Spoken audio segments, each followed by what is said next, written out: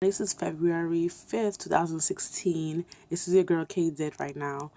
I'm coming to you with something happened at my job the other day. I was actually, as I always do, I eavesdrop on people. They might not know I'm listening, but I'm always listening.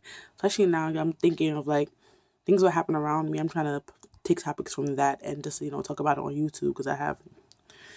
This is interesting, like especially living in New York, you hear a lot of things people say, and you would make your own comments on it even if you don't talk to them about it. But one day they probably see a video and like, oh, she was listening, I didn't know. That's just how it is. So these two girls were talking. One is black, I believe she's American. One is Hispanic. I think she's probably, I think she's born in America, but her family's from DR. I'm not sure. But the black girl was talking to, well, let's just say this. I think she's Muslim. So basically, she prays 5 times a day. So she came back from her prayer. The girl was like, where were you? She said, I was praying. And she said, what? She said, yeah, I was praying 5 times. We pray 5 times a day, whatever. And to me, it was just, when she said that, even though I already knew the fact that they do that, I'm like, oh my God, they're so dedicated to their God. You know what I'm saying? And I'm Christian, as you all know, I'm apostolic. And it's just weird how we struggle as Christians just to pray 1 time a day. Well, I don't struggle. I pray them all the time. I be talking to him in my head all the time, like, yo, God, what's going on? Like, but I know a lot of people, like, when I was younger, I struggled with it more. So I used to make it like my duty, especially after I found out they pray five times a day. I was like, no, I gotta pray more. But sometimes, you slack up and you forget to pray, but they be dedicated. They don't care where they're at. She found a room in the store. God's store is pretty big. She found the room where they put like the supplies and stuff, and she was praying. I don't know if she took out her clothes because sometimes they pray on their clothes or just go on the floor.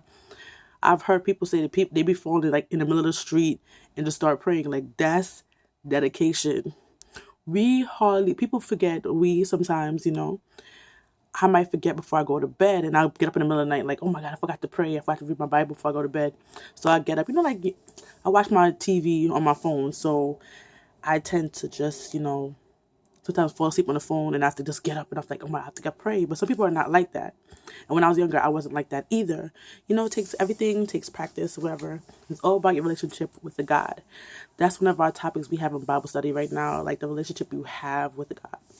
So she was talking and talking. She used to be Christian actually, because I was there. I mean, it was like a 20-minute conversation I was listening to because I'm like, oh my gosh. And the reason why she left Christianity is like, I think a lot of reasons people leave Christianity is not because they don't believe in God anymore, is that people push them out, you know. And I feel like all religions have their fault, you know what I'm saying? But you shouldn't blame God because somebody else pushed you out. It's a passage in the Bible. I should have looked it up. I was going to, but I was kind of rushing this because we have anniversary, tonight at my church. Gospel Tabernacle is in Brooklyn. You should be there. It's our 44th anniversary. But I think it's like 6 o'clock right now. I'm not even sure. But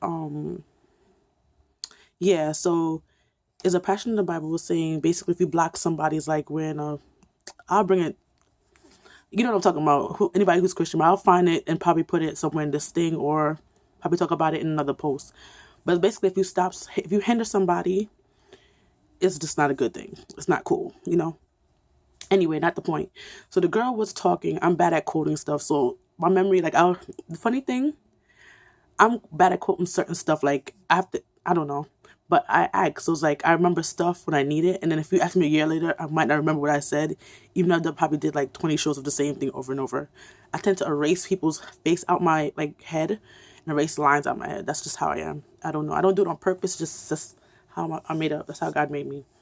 Anyway, so she was talking about how she used to be Christian. She never, she had so much questions, and she's from the South actually. She came from Florida. Like I was deeply into the conversation, and I was hearing everything she was saying. I was listening to every detail because it's just like interesting how she came from Christianity to be Muslim. So I believe it was Muslim, right? She was a head thing, but yeah, not the point.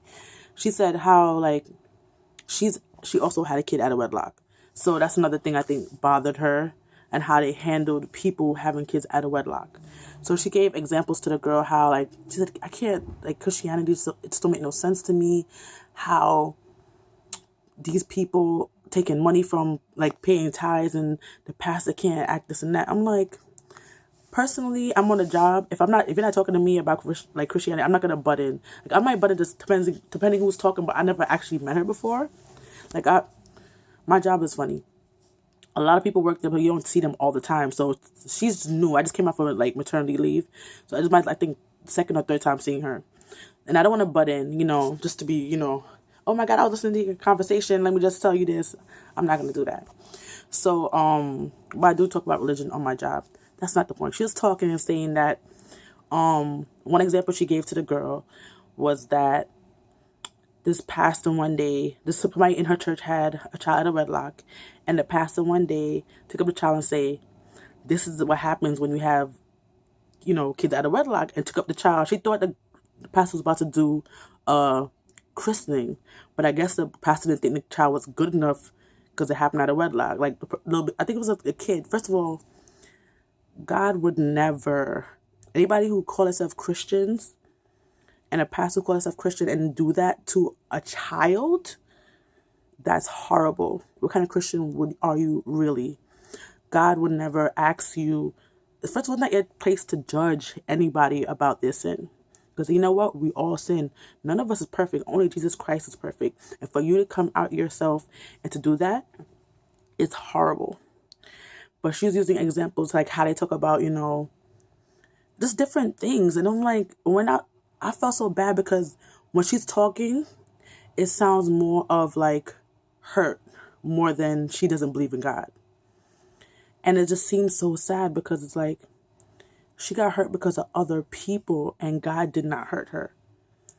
And it just really broke my heart to hear her talking about these things and, whatever. And I'm like, that's a shame. How can people do that? How can people call themselves Christians and, like, push people out the way? It's one thing if you did something and, like, you didn't realize that you pushed somebody, but to be blatantly and say, oh, this is what having a kid out of wedlock is kind of, sin is sin at the end of the day, right? So, like, lying is a sin. Different things that you do, different things that you do in your everyday life could be a sin, you don't realize it. But certain things people do deliberately and they think it's okay. It's not okay to act the way you're acting. Be Christ-like, be example, be a light onto his people, like onto people who don't know him or have not met him. You know what I'm saying? And I just feel bad about that because she got hurt. It's not God's fault why it happened. Is the person who had, I'm not gonna say her life in their hand, but who's supposed to be the shepherd over her life, and they basically broke the chain what God has given, onto them. Because it's like basically God, the shepherd, and then the sheep. And if you as a shepherd is not doing your job, that's a problem. A person can't be straight away because of you. It's one thing if a sheep stray away a sheep. I'm not saying it's right or wrong, whatever. But when the person who's over the sheep, who's to keep the sheep together, when that link is broken, that's a problem. That's why at the end of the day, you personally have to have a relationship with God. And if you don't have that relationship, if the sheep get on your nerves, or if a shepherd get on your nerves, you're going to bounce. And honestly, it's not about the sheep or the shepherd. It's about you and God. So you just need to keep your head up. Don't make these people make you nuts. But at the end of the day, you have to have a relationship with God, and he is what matters. He is the person who, he sent his only son. Like, I can't imagine, like, having a daughter after I pushed her out and giving her up. Like, I'll give my life if God asks me, but to give her life up for other people, that's a different story. That's dedication to your people. That's really loving you. That's love. So, it's like Abraham,